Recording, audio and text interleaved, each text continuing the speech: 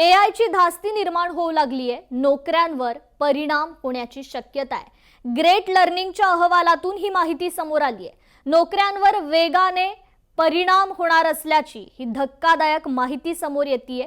AI तंत्रज्ञानाचा विविध वेगाने वापर होत असल्याने कामाच्या पद्धतीत झपाट्याने बदल होत आहेत। कार्यक्षमता वाढीसाठी AI अपरिहार्य असल्याचं चित्र सध्या तरी दिसतंय।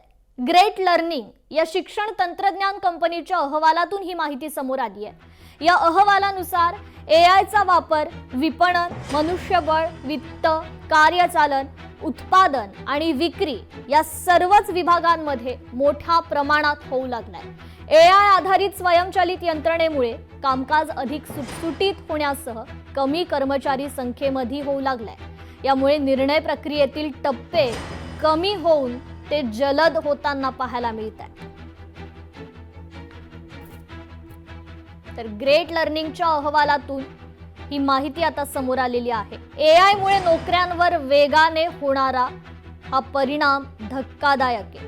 त्यामुळे AI ची धास्ती सध्या निर्माण झालेली आहे। खरं तर अनेक कंपन्यांनी आपल्या कर्मचाऱ्यांच्या कपातीचे निर्णय घेण्याचा देखील ही माहिती समोर येते।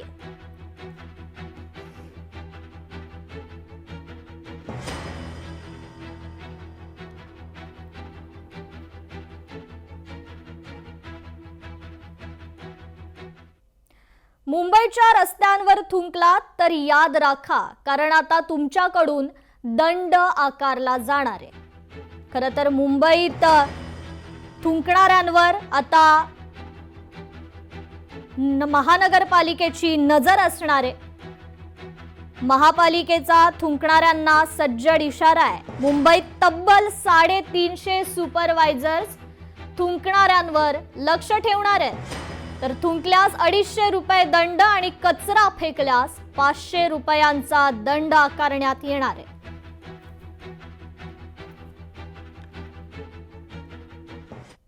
बेकायदेशीर गर्भलिंग तपासणी करणाऱ्या रॅकेटचा पर्दाफाश झालाय। मालेगावच्या माने सोनोग्राफी सेंटर मधील हा प्रकार आहे। माने हॉस्पिटल सोनोग्राफी सेंटरवर धडक कारवाई केली जाणार आहे। रुग्णालयाच्या संचालकासह 5 जणांवर गुन्हा दाखल झालाय।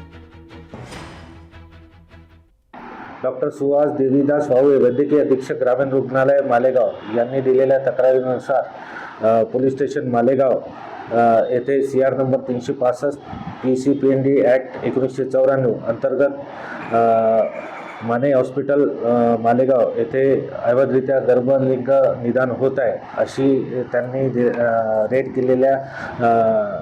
केल्यानुसार गुन्हा दाखल झालेला आहे।